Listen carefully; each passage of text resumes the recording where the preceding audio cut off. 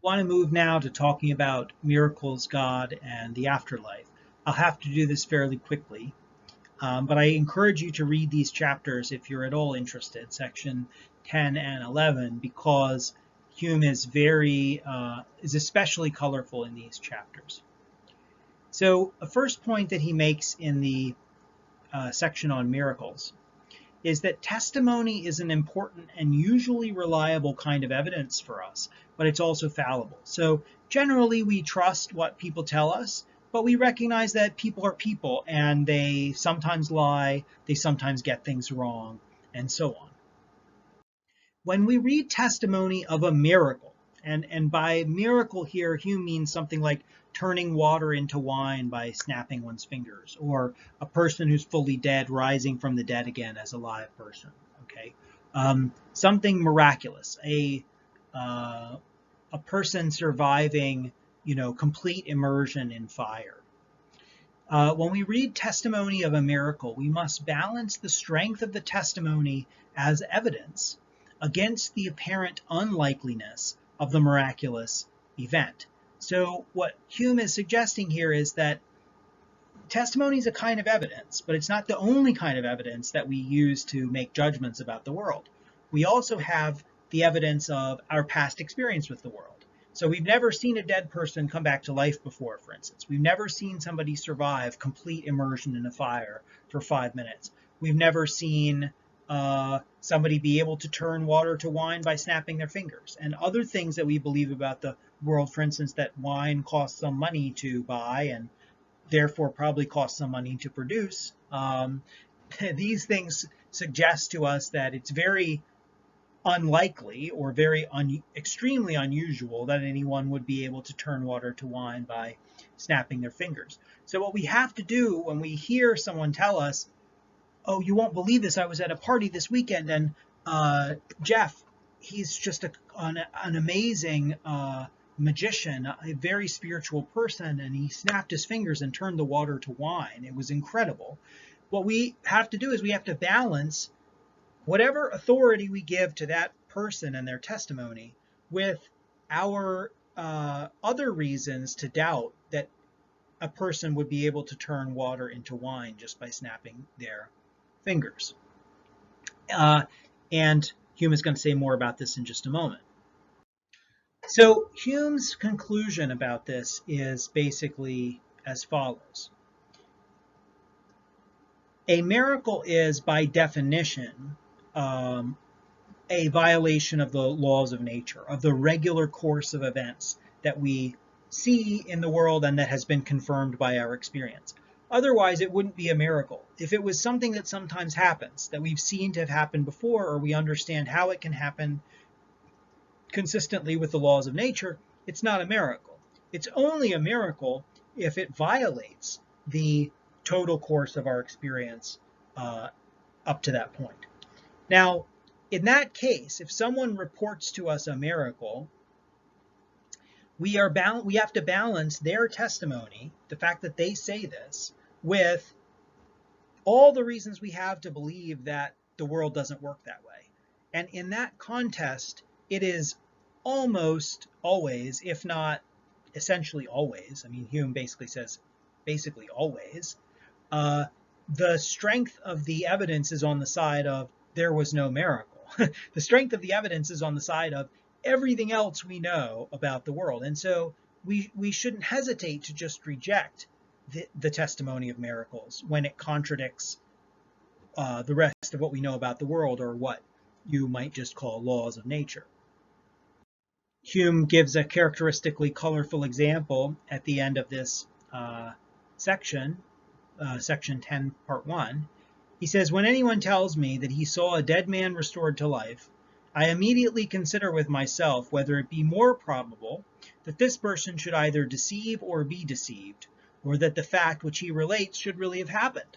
I weigh the one miracle against the other, and according to the superiority which I discover, I pronounce my decision, and always reject the greater miracle. So basically, the more miraculous something is, the more reason you have not to believe it, that it ever happened. That's basically his argument. If the falsehood of his testimony would be more miraculous than the event which he relates, then, and not till then, can he pretend to command my belief or opinion. And as Hume will argue in part 2 of section 10, there basically is never a case where testimony will outweigh the evidence of the accumulated experience that goes into our beliefs about laws of nature. Now, about God and the afterlife. Hume has an interesting chapter 11 here, which he presents as a report of a conversation between himself, Hume, and a friend who has certain controversial ideas. Okay, so spoiler here, the friend is Hume also, and Hume is using this literary device to distance himself a little bit from what this supposed friend says, because he's worried about getting in trouble with the authorities. The friend is going to make an argument that basically is an argument for either atheism or for very, very restricted views about whether there's a God and an afterlife.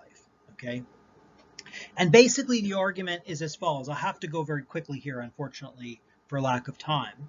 But the argument is basically as follows, that if the argument for the existence of God is that we look at the universe and it's so well ordered, it only could have been made by a divine entity, which incidentally really is only one of the possible arguments for the existence of God. But in this dialogue, the imaginary friend of Hume who's making these arguments, he's presenting things this way. He's saying the other side, the people who would criticize me, say that that the universe is so well ordered that only a wise and good God could have created it, and such a wise and good God wouldn't just let us die when we die, but would allow us to go on to a future life where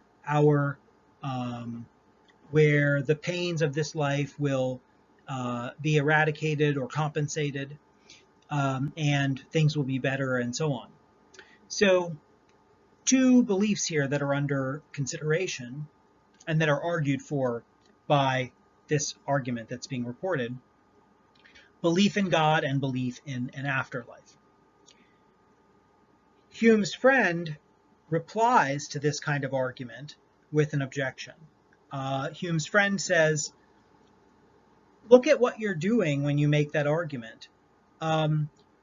You're making an argument from the experienceable effects, namely the world as we see it, to what you say is the only possible cause of those effects, which is some divine entity. But here's the thing.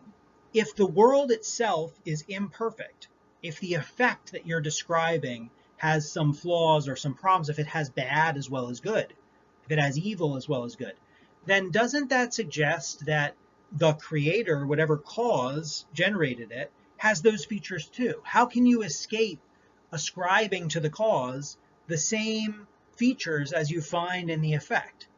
Okay, so that's the first part of his objection to this argument from the theists, those who believe in God.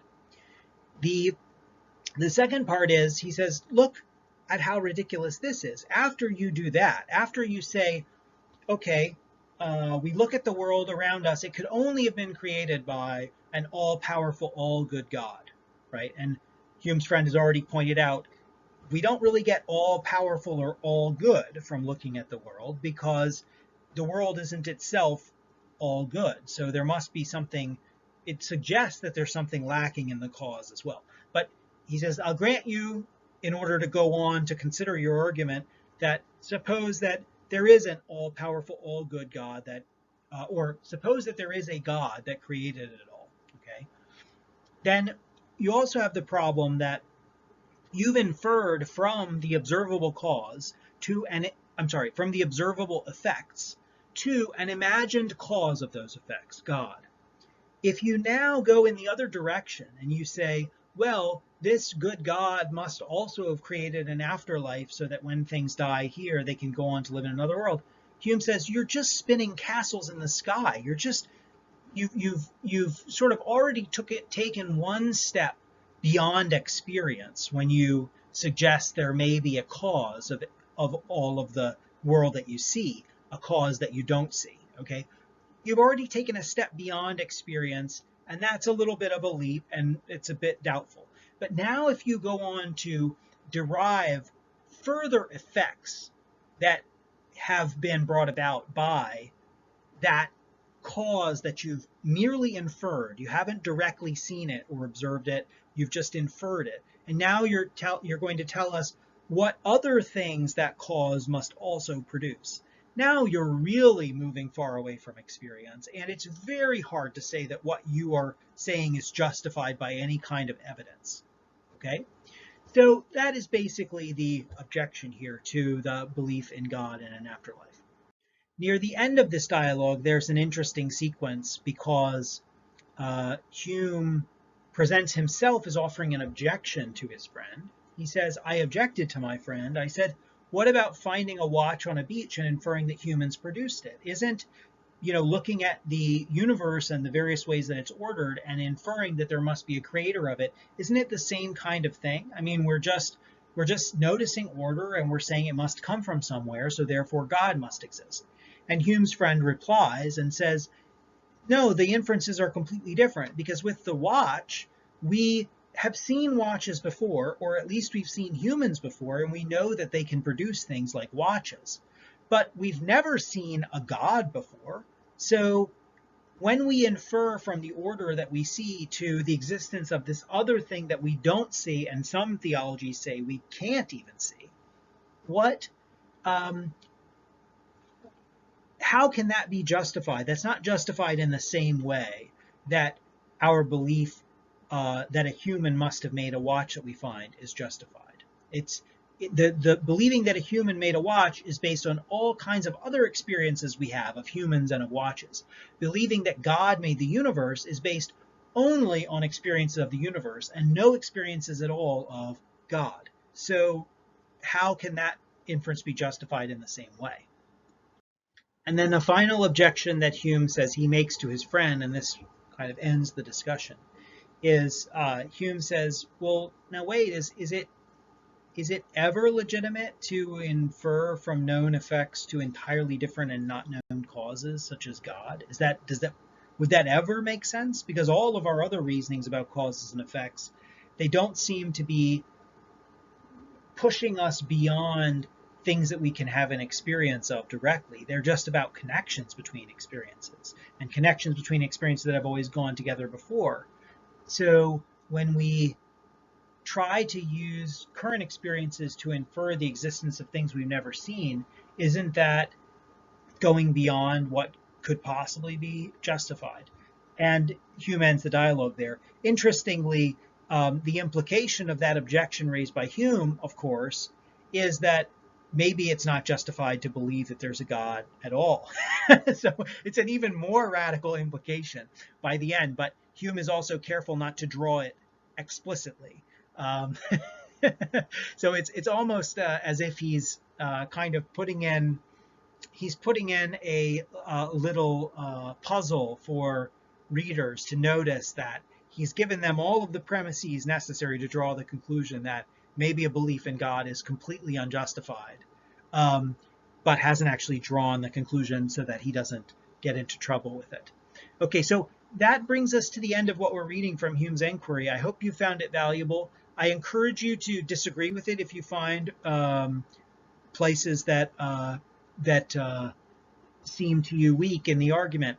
In the premises, some of the premises are questionable when he lays out relations between impressions and ideas, when he describes the contents of the mind, when he says where all knowledge comes from, and also in different steps of the argument, the specific way that he deals with things like miracles or free will or the afterlife.